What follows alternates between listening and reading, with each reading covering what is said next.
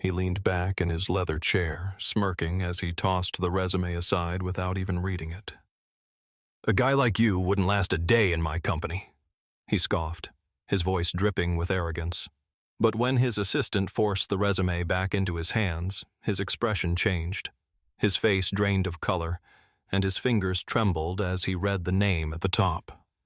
What he saw next made his stomach drop, and in that moment, he realized he had just made the biggest mistake of his career.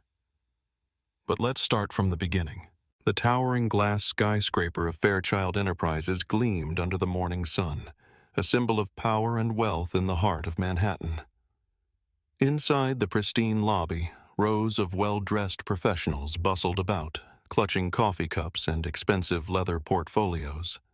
Among them stood Marcus Holloway, a well-groomed black man in his early 30s, adjusting the cuffs of his navy blue suit. He had been invited for a final round interview for the position of senior financial strategist, an opportunity that could change his life. Marcus had an impeccable resume, degrees from Harvard and Wharton, years of experience in top firms, and a reputation for solving impossible financial crises.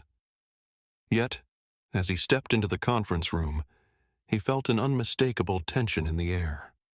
Behind the polished mahogany desk sat William Bill Lancaster, the CEO of Fairchild Enterprises, a man in his early 60s with a sharp suit and sharper tongue. His salt and pepper hair was combed back meticulously, but his smirk radiated a condescending arrogance. Beside him, Jessica Caldwell, the firm's HR director, looked increasingly uncomfortable as she shuffled through Marcus's file. "So, Marcus," Bill drawled, barely glancing up from the resume in his hands. "Wharton, huh? That's surprising." Marcus's brow furrowed. "Excuse me?" Bill let out a chuckle.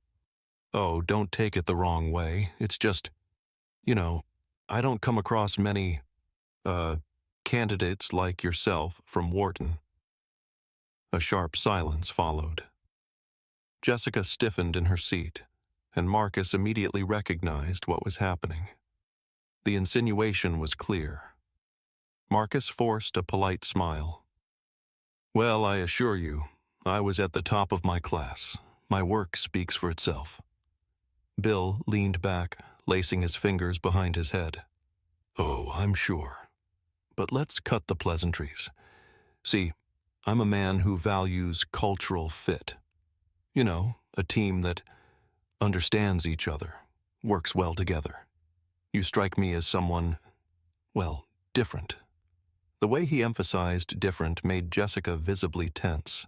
Marcus remained composed, but a fire was burning inside him. "I believe diversity in perspectives strengthens a company," Marcus countered smoothly. "Fairchild Enterprises prides itself on innovation. I'd assume you'd want someone with my experience and skills." Bill laughed, a short, dismissive sound. "Oh, come on, Marcus. Let's be real here. You might think you're the right fit, but I run this company on a gut feeling, and my gut tells me you're not Fairchild material. You understand, right? No hard feelings." Jessica inhaled sharply, looking down at her lap as if wishing to be anywhere but here. Marcus stared at Bill, his expression unreadable. He had been discriminated against before, but never this blatantly. Never by someone so powerful and so unapologetic. Bill smirked again, clearly pleased with himself, and stood up. "All right, that's all, Marcus. No need to waste more of your time. Best of luck out there." But Marcus didn't move. Instead, he calmly reached into his leather portfolio, pulled out a crisp document, and slid it across the table. "You might want to take a look at this before dismissing me so quickly," Marcus said evenly. Bill scoffed, snatching the document. But as his eyes scanned the page, the smirk slowly faded. The color drained from his face. His jaw clenched, his breathing grew shallow. Jessica, curious, peeked over Bill's shoulder. Her eyes widened in shock. You're joking, right?" Bill stammered, his confidence visibly shaken. Marcus simply folded his hands together and waited. Something had just changed, drastically. Bill's fingers tightened around the document as his eyes darted back and forth, reading and rereading in disbelief. The header bore the official seal of the United States Treasury Department. Below it, in bold black ink, was Marcus Holloway's name and title: Special Senior Consultant to the Federal Reserve Board. This isn't real, Bill muttered, though the tremor in his voice betrayed him. This has to be some kind of joke. Marcus remained calm, his gaze unwavering. It's very real, Mr. Lancaster. I was personally appointed by the Federal Reserve to oversee corporate compliance and financial ethics in Fortune 500 companies. Fairchild Enterprises is on our radar. Jessica covered her mouth, her wide eyes flickering between Marcus and her boss. Bill, meanwhile, had turned a sickly shade of pale. Marcus continued, his voice measured but firm. I wasn't here for the position, Mr. Lancaster. I was here to see how you operate, to gauge firsthand how Fairchild Enterprises conducts its hiring process. You see, we've received multiple complaints about discriminatory hiring practices within your company. Bill took a step back, shaking his head. This is ridiculous. We're an equal opportunity employer. Marcus raised a brow. Is that so? Then explain why you just dismissed me, before even discussing my qualifications, based purely on a gut feeling. He leaned forward slightly. That's called disparate impact discrimination, Bill. And let me tell you something. My actual job is making sure people like you answer for it.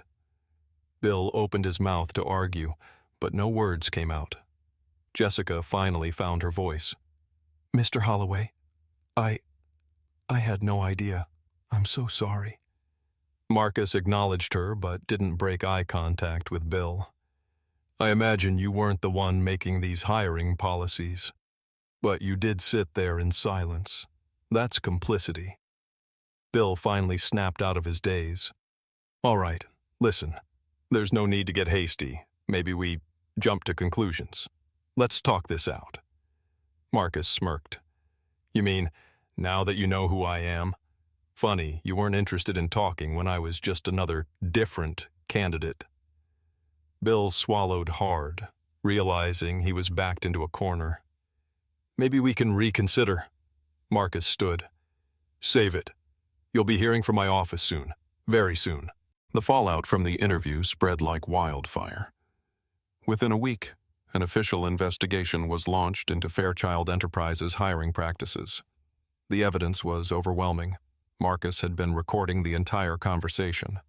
The audio clip of Bill Lancaster laughing as he dismissed a black Harvard graduate for not being Fairchild material went viral, making national headlines. Investors pulled out. Clients canceled contracts. The board of directors, desperate to contain the damage, had no choice but to act. Bill Lancaster was forced to resign. Meanwhile, Marcus was publicly praised for exposing corporate discrimination at the highest levels. His work with the Federal Reserve became a landmark case in employment ethics, and his influence only grew. One evening, as Marcus walked past the same gleaming skyscraper, now under new leadership, he allowed himself a small, satisfied smile. Justice had been served.